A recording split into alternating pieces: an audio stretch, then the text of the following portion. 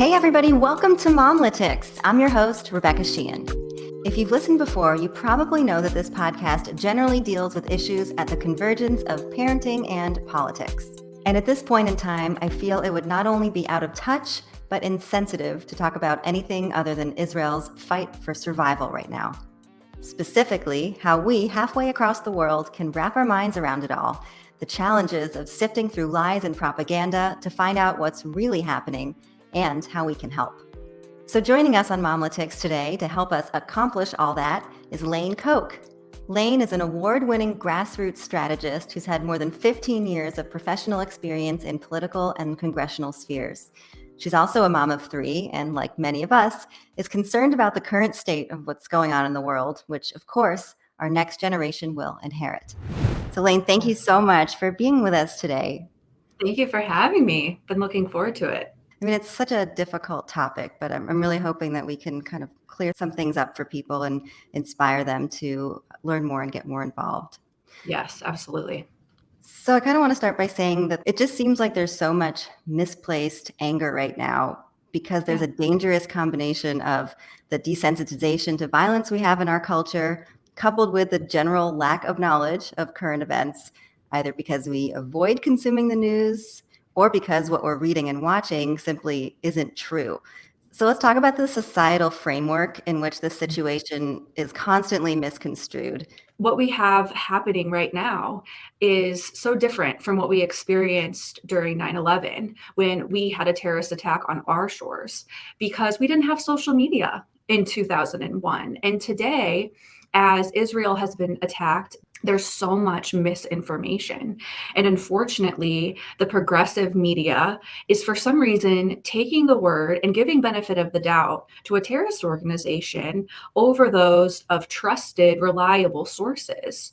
And then we have a population of people who are uneducated about the world and who just simply believe the evil and misinformed rhetoric. For instance, we see a lot of people right now who post the words "Free Palestine." We see the White House and the president and the press secretary say things like, "We don't see any credible reason to believe that there's been an increase in anti-Semitism." Or they say that we need to work hard for peace. We need a ceasefire. We need a two-state solution. And they're conflating the issues. What's happening right now has nothing to do with Hamas, who is the elected party in Gaza, attacking Israel in a terrorist attack. People so often misunderstand and think that Hamas represents the Palestinian people. But Yes. They don't. Historically speaking, Hamas has not helped the Palestinian people. That confusion just seems so detrimental. It is detrimental because we need to free Palestine from Hamas. In fact, they're blocking Palestinians from being able to leave because the Hamas terrorists use their people as shields. And so when people comment and they say, "Free Palestine," absolutely. But it's not freeing Palestine from Israel. It's freeing Palestine from these terrorists, Hamas. Now, do you think that divisions in America in terms of race, white privilege, do you think that's having an impact on all of this pro-Palestinian sentiment? Absolutely. Not that it should relate, but... No, but you know what I think has happened is that there has been a Marxist divisive campaign that has been rooted in our public schools, that has been rooted in social media propaganda for so long. I bet if you were able to study and do a Venn diagram of the people who have attended a BLM rally and the people who are out in the streets in these pro-Palestine rallies, you would see a considerable overlap, because what we see is a hatred of white people.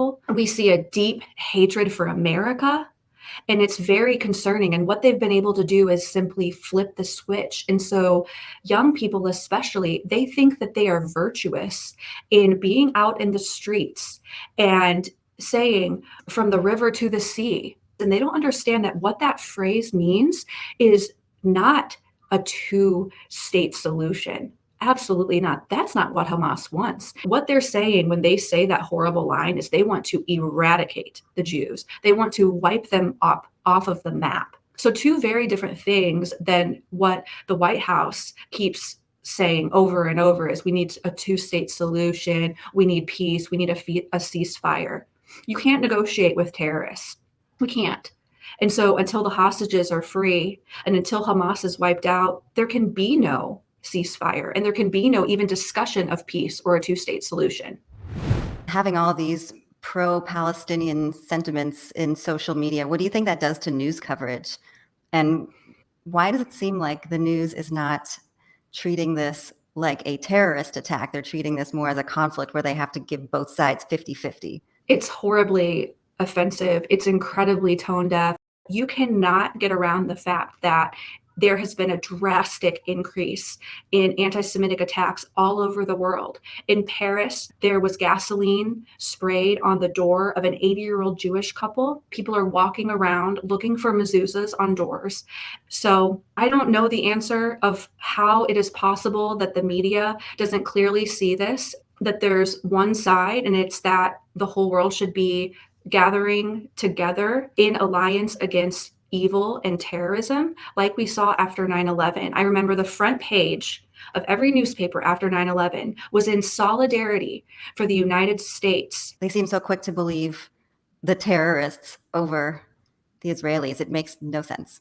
Right. They wanted proof. They didn't want to believe sources on the ground, IDF soldiers, independent news reporters on the ground saying, there's literally pictures of children's bedrooms. I got so choked up today. Somebody shared, and I'll share some later, some social media accounts that are really great to look at for information. But they showed a video of a little boy's bedroom, and it was an 8-year-old boy, and I have an 8-year-old son, and it was, a Prime bottle and Legos, and it could have been any of our sons, that was ripped out of their bedroom. And there's just been so much credible information on a lot of platforms. You can't even share these pictures because they're so horrifying. I think one reason the news outlets are parroting this balanced response is because of the leaders of the Democrat Party not taking a very clear stand against terrorism. And I have to give credit, I'm a Republican, but there are some Democrats who have been really wonderful on this issue. I will say John Fetterman has been unequivocal in terms of his calling out of Hamas and these pro-Palestinian rallies and all of the Jewish hate that we've seen. So I've really appreciated that. And I want to be balanced and say that it's not every Democrat, but I haven't seen the leadership that I would hope from our president. And then we've seen horrifying messaging out of, the squad in Congress, Ilhan Omar, Cori Bush, and others. So with your grassroots expertise, how can we start to disband the strong anti-Semitism that we're seeing? Something that is just very important is that we need good people to not stay quiet. And as someone who worked in the United States Senate for years and who's worked on political campaigns all over the country, one thing that I can tell you is that your elected officials, they're supposed to represent their districts and your values and what they're telling you. And at a minimum, they're going to pay attention because they want re-election. And so they need to hear from you. And personally, my congresswoman is Ann Wagner. She's been a big supporter of Israel. Right next door is Cori Bush. And Cori Bush has been a very clear and open anti-Semite. She's a big squad wannabe. And so she's always trying to be more radical. In fact, she has said publicly and tweeted that she wants to defund the Iron Dome, which protects Israelis from all of these rockets. Rebecca, as you know, my sister is an Orthodox Jew and her fiance is Israeli, and they were over in Israel for a Jewish holiday. My parents shared footage of her running. When you hear the sirens in Israel, you have 60 seconds to take cover into a bomb shelter, and it's very scary. And that Iron Dome protects so many lives. And for Cori Bush to say that she just wants that, defunded, just simply means that she just wants to wipe out Israel.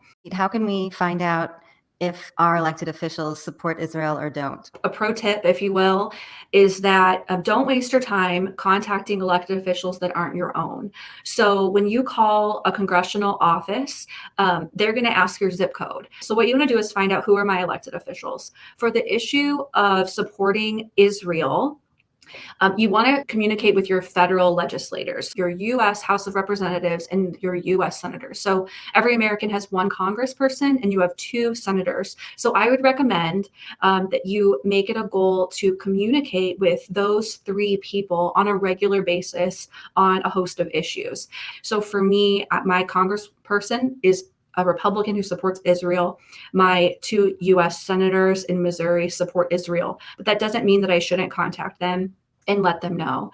Another thing that you should do is write a letter to the White House and also tweet and post publicly and tag them. There was a prominent Jewish spokesperson ally on Twitter who tweeted the White House press secretary yesterday multiple times. I know I had retweeted him, and she then put out a response correcting herself and saying, actually, we have seen anti-Semitism and we do stand against that and so forth. I don't know if I believe her in that correction, but still it does make a difference to speak up and contact your elected officials. When you contact your elected official, how does it make a difference? I mean, that's a good example on Twitter, but if you just write an email, is it just kind of good for them to know how you feel? I really do think that they pay attention because they're constantly campaigning. They're constantly trying to get funds. So for instance, taking Congresswoman Cori Bush, the 1st Congressional District in Missouri, as an example. This is a Democrat who has a very Jewish district, and yet she is highly anti-Semitic. And so we've seen the rise in this hashtag Jexit because there is bound to be a massive Jewish exit from the Democrat Party. And so while Cori Bush may be very anti-Semitic, if she wants to remain in Congress, she better stop and she better start supporting Israel, or otherwise her very Jewish district is going to stop supporting her and stop donating to her, just like we've seen as major donors in the Ivy League have been responding to the rise in anti-Semitism and Jewish hate all over college campuses throughout the United States. So it does make a difference. It really does. And they need to hear from us. It is their constitutional oath to represent their district, not their personal values. That's definitely encouraging. I think that a lot of times people think that they're completely powerless. America is halfway across the world from Israel, and some people are living in a bubble because their daily lives haven't changed. So how much should Americans be paying attention? Basically, why should all Americans care? Yes, that is a very good question. My answer to that is first that Hamas has said and has in their charter that first we come for the Saturday people, which is the Jews, then we come for the Sunday people, which is the Christians. They hate us. Do not think that they are not coming for the United States. They are. We have had an open border for the past 2 years. We don't know who's here. There is always a good chance that we have sleeper cells in the United States at any point.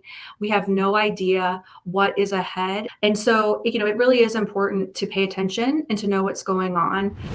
So there's so much misinformation out there on social media and even in the news. What are some red flags that people can look for? How might you know that you are reading something or looking at a photo that isn't real? That's a whole can of worms in terms of the photo with AI. There was a photo of a baby that Hamas had posted, and a lot of pro-Palestinian accounts were sharing. And this was a baby that they were saying was tortured by Israelis, and it was proven to be AI. There was also some recent examples floating around social media of a burning car, and they were saying that this was a car bomb, and it wasn't. That is going to be a concern in general in warfare, in politics, in campaigning, being able to decipher, was this really this politician that said this? They can make it sound like their voice. They can make it look like this person. So in general, that is something to be very afraid of. And I just think in general, try to stay away from those hot takes where the second something comes out, you reshare it. Someone that I really respect immediately posted, this is so horrifying after the news said that Israel had bombed that hospital in Gaza. And so just take a minute and consider, where is the source? Who is this coming from? And just use your common sense, if you have it. Because, like, for instance, if someone says this happened 30 minutes ago and 500 people died, common sense would say that takes longer to verify. These are definitely very challenging times in terms of finding the truth as we navigate the new world of AI. It's really terrifying to think about the fact that a fake photo can literally fan the flames of war and cause more people, innocent people, to die. Terrifying. So how can Americans on the ground here help the situation in Israel? There's many ways that we can help Israel from here. First and foremost, pray for the release of the hostages, pray for our elected officials and those overseas to make wise decisions, and for discernment of everyone involved, whether it's, should I share this post? Should I send these tax dollars overseas? Next, it's very important to show your support publicly. Silence can really be deafening. And especially for people who tend to speak up, to not speak up on this issue, it really sends a message that at best you don't care, but at worst that you don't care about the Jewish people, which is just not what any decent person would want. We all have learned about those stories in history and learned about those incredible people who put their everything at risk to do the right thing, whether it was, hiding a slave in the Underground Railroad and participating in the Underground Railroad, or whether it would be the Holocaust and hiding a Jew and protecting them from the Nazis. And we thought, I would be one of those people. I would be one of those brave souls. And this is an opportunity now to actually show who you are. Are you really one of those people? Because those people back then had businesses to think about, reputations to think about, families to protect. And yet they made the decision to do the right thing in spite of those realities. And yet we have people today who are like, well, I've got business colleagues that I don't want to upset, or I don't want to lose my job, or I don't want anybody to attack my house, and so forth.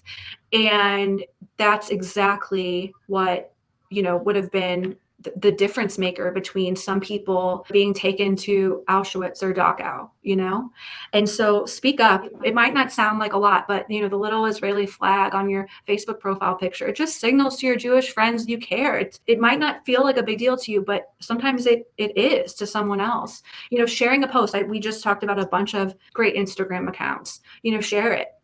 Share this podcast. Just get the message out. Show people who you are. When you were talking about how deafening silence can be, I love this quote from Elie Wiesel. It says, "The opposite of love is not hate, it's indifference." And I mean, what side do we want to be on when we look back at our lives? This is good versus evil. It's that simple. Hamas came in and took innocent people, did horrific things, beheaded babies, raped women. I mean, that's evil. And so anyone who stands up to support them, I mean, you better take a better look at yourself. Right. Absolutely. And, we talked about contacting your elected officials. That's super important. Educating yourself is super important. And supporting Israeli businesses. This was something that was interesting to me that I wouldn't have thought of. My sister shared this. And she's been such a great resource in terms of how to help the Israeli people. One thing she said is, supporting Israeli businesses, like, for instance, at Trader Joe's, just a small thing, but it's a small thing, but it's not. There's a lot of Israeli products, for instance, at Trader Joe's, like Israeli couscous, and go buy out all the Israeli couscous. And also, donate to your local Jewish federation, get some skin in the game. And there is no Jew in the United States that doesn't know someone who's in Israel. That's a fact. And there's no one in Israel who doesn't know someone who has died in this terrorist attack. That's a fact. Something that we did in our family was I bought these little Israeli flags and I put a basket on my front porch, and I just told my network, if you'd like to come to my house to pick up a flag, put in your window, put in your landscaping to show solidarity and support, that would be great. So there's a lot of things that you can do.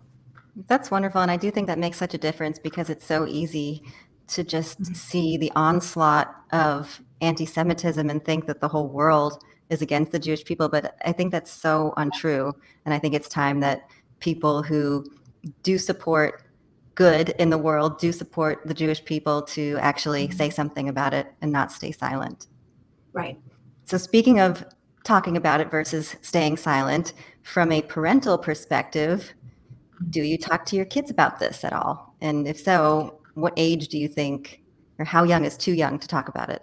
So we were forced into talking about this with our children because their soon-to-be uncle is now serving as a reservist in the IDF. At first, I probably would have sheltered my kids. Mine are 10, 8, and 18 months, at least in terms of the terror, the massacre of people, the torture, and so forth. I wouldn't explain that. And to this day, my kids don't understand the gravity of all of it. Children, they can carry anxiety that, these are grown-up problems. And so what we've done in our house is, of course, we had to explain why my sister came home from Israel, and she was actually stuck in Israel, had a very hard time getting out.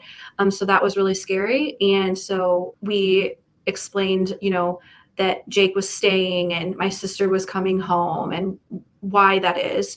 And we actually explained it to our two older kids using some of the reference point of 9/11 because they learned about 9/11 this past September. And so what I did was explain that there's evil people in the world and they hate Christians and they hate Jewish people. And so we're praying for Israel and we're praying for the soldiers and who are trying to protect God's homeland. And we're praying for Jake that he's safe. And so that's the way we talk about it. So I think if your kids are old enough to have learned about 9/11, then you could use that as a reference point and just talk about it in terms of there's good and evil, and that the reality is that there's spiritual warfare. I mean, when I see video of people ripping down these posters of children, hostages, this is some demented thinking to think that you would rip down a picture of a sweet little baby and that there's any justification in the world that it's okay. So that's the way we frame it in our house. I think what's really important is to know your own child's personalities and also the other things in their life that they're navigating, and then decide if it's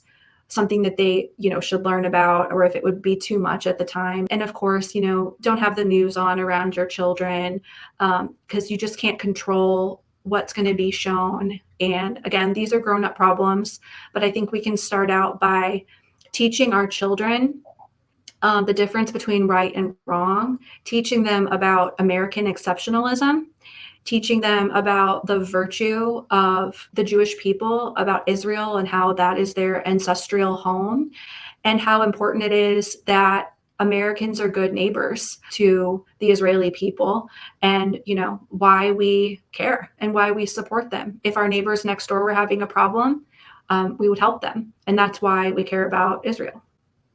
And if you think about it too, taking a preemptive approach and teaching our kids about good versus evil at home is so important rather than having them go out in the world and see all of these anti-Semitic things and for them to think that that's the truth. We have to teach them first before the evil in the world gets to them. Absolutely. All right, Lane, well, I think that's a good note to end on unless there's anything else you want to add or you want people to know. I think that was a really good conversation. And, I've worked in politics and campaigning for a long time. And one thing that I wanted to encourage your listeners and viewers is that if you get involved in activism to speak up and make your voice heard, understand that no one expects you to be an expert on every topic. And a lot of times there's a lot of, gaslighting, and people will tell you like, oh, you think that you're an expert or you don't know anything about the Middle East or you don't have a degree in this or a professional background. And we saw that a lot during COVID where people demeaned moms, suburban moms, and they would say, who do you think you are to speak up on this and so forth. And the suburban moms ended up being right for the most part, right? Yeah, that's right. We were. And so one thing I just wanted to encourage is that your passion makes you qualified. Your values and your faith makes you qualified. The fact that you're a mother makes you qualified. And find an issue that pulls at your heartstrings and just focus on that. If what's going on in our schools is what really sets you on fire, then focus your energy there. If this issue is something that you just feel called to take on in your free time, then do that. But don't feel like you have to be an expert on everything. Don't feel like you have to all of a sudden become a political commentator. But do believe in yourself that you've been given a voice, and God put you here in America today, at this time, for a reason. And so use your voice, and be empowered that there's a lot of people out there that will appreciate it and support you. Well, thank you so much, Lane Koch. And if people want to follow you on social media, where should they go? Yeah, on Instagram, it's Lane Koch, and Twitter is the same. It's Lane Koch. And as I mentioned before, I'll post links to all those resources that Lane was talking about on our website, MOMlitics.com. So thank you so much for being with us here today on MOMlitics. I'm your host, Rebecca Sheehan. We'll see you next time.